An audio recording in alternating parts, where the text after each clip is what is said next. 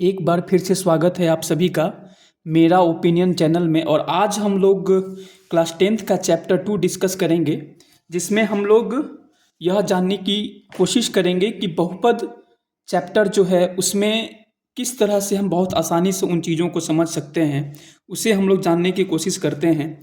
Chapter 2 है बहुपद। Chapter 2 है बहुपद। और आप सभी को पता होना चाहिए बहुपद को हम लोग इंग्लिश में पॉलिनोमियल कहते हैं। क्या कहते हैं?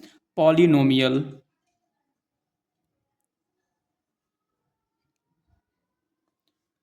पॉलिनोमियल कहा जाता है।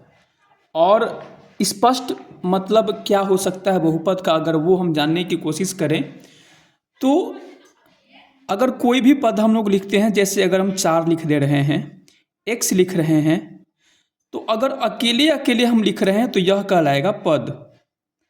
चाहे 4 लिखा गया हो, चाहे x लिखा गया हो, यह सभी कहलाएंगे पद।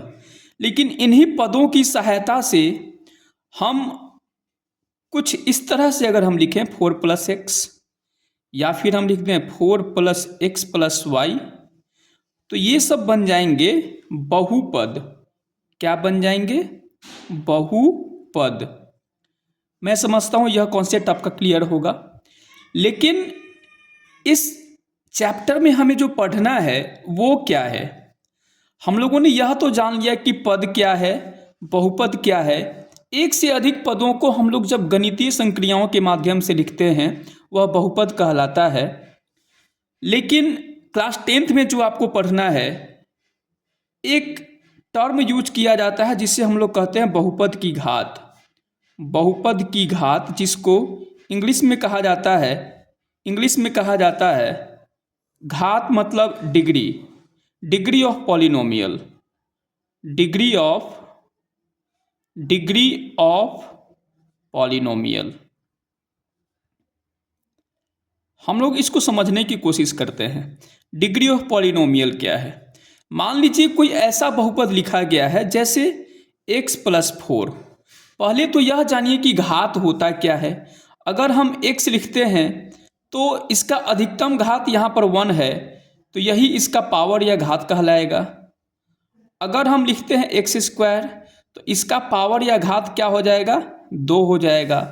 तो हमेशा याद रखिएगा कि किसी भी बहुपद में जो उसका अधिकतम पावर होगा, किसी भी बहुपद में जो उसका अधिकतम पावर होगा, उसी के आधार पर हम लोग बहुपदों की व्याख्या करते हैं। जैसे मान लीजिए x + 4 यहाँ पर लिखा हुआ है, तो x + 4 में इन दोनों ही पद में अधिकतम घात क्या है? इसका भी पावर 1 है, इसका भी पावर 1 है। क्यों 1 है? क्योंकि अगर हम 4 की पावर 1 लिखेंगे तो भी 4 आएगा, x की पावर 1 लिखेंगे तो भी x आएगा।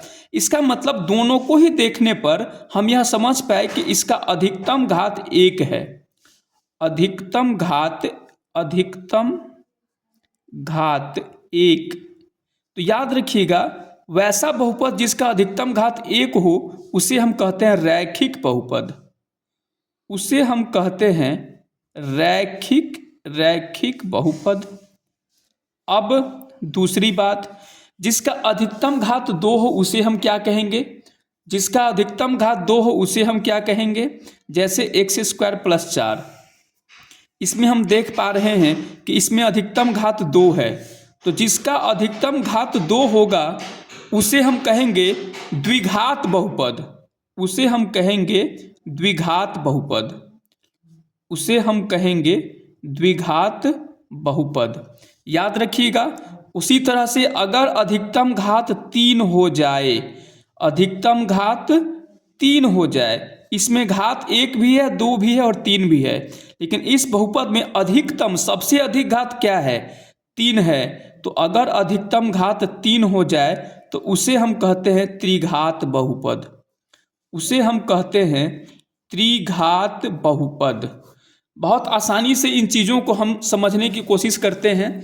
और इसे बोला जाता है लीनियर पॉलिनोमियल, इंग्लिश में इसे कहते हैं क्वाड्रेटिक पॉलिनोमियल, और इसे कहते हैं क्यूबिक पॉलिनोमियल। यह हमें पता होना चाहिए। कभी भी किसी भी प्रश्न में जिसका अधिकतम घात 2 होगा वह द्विघात बहुपद, जिसका अधिकतम घात 1 होगा रैखिक बहुपद, और जिसका अधिकतम घात 3 होगा उसे हम त्रिघात बहुपद कहते हैं। अब हमेशा याद रखिएगा एक छोटी सी बात आप सभी को, किसी भी बहुपद का अगर हमें मान निकालना हो, अगर कह दिया जाए कि x+4 का मान कितना होगा, इसी को गणितीय टर्म में हम लोग मूल या रूट कहते हैं। तो मान निकालने के लिए, किसी भी बहुपद का मान निकालने के लिए हम उसको इक्वल्स टू 0 करके सॉल्व करते हैं। तो अगर x+4 बराबर 0, तो यहाँ पर x का मान कितना आ जाएगा, 4 प्लस में है, उधर जाकर के माइनस में हो जाएगा, मतलब x का मान -4 हो गया। इसका मतलब यह एक रैखिक बहुपद था। इस रैखिक बहुपद का एक मूल कितना हो जाएगा, -4। एक बात आपको यह भी समझ में आना चाहिए, अगर अधिकतम घात 1 है, इसका मतलब यहाँ पर जो आंसर आएगा, x का जो मान आएगा वह 1 ही आएगा। अगर अधिकतम घात 2 है, इसका मतलब यहाँ पर x के 2 मान आएंगे। अगर अधिकतम घात 3 है, इसका मतलब यहाँ पर x के 3 मान आएंगे। यह याद होना चाहिए आप सभी को, और पता भी होना चाहिए। और एक प्रश्न बहुत पूछा जाता है कि क्लास 10th में जो पढ़ना है वह पढ़ना है द्विघात बहुपद के बारे में। किस बारे में पढ़ना है, द्विघात बहुपद के बारे में पढ़ना है। प्रश्न दे देता है कि वैसा द्विघात बहुपद ज्ञात करें जिनके मूलों का योगफल, मूलों का योगफल दे देगा और मूलों का गुणनफल दे देगा, मूलों का गुणनफल दे देगा। याद रखिएगा बाबू, कभी भी मूल का मतलब होता है वैल्यू, मूल का मतलब ही होता है मान या वैल्यू। तो द्विघात बहुपद मतलब अधिकतम घात 2 होगा, मतलब x के 2 मान आएंगे। तो गणित में हम लोग x के 2 मान को, एक को नाम देते हैं अल्फा और दूसरे को नाम देते हैं बीटा।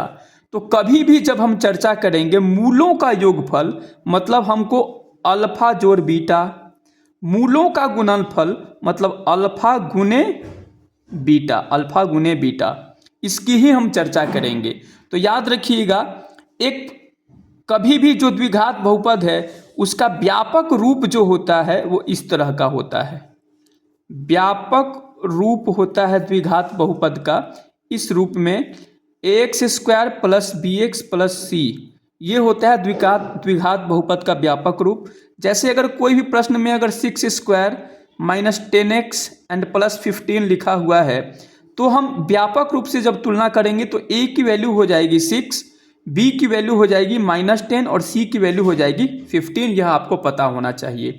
तो बाबू याद रखना, द्विघात बहुपद में अगर मूलों का योगफल निकालना हो तो याद रखिएगा अल्फा प्लस बीटा का फॉर्मूला होता है -b/a, और अल्फा इंटू बीटा का फॉर्मूला होता है c/a।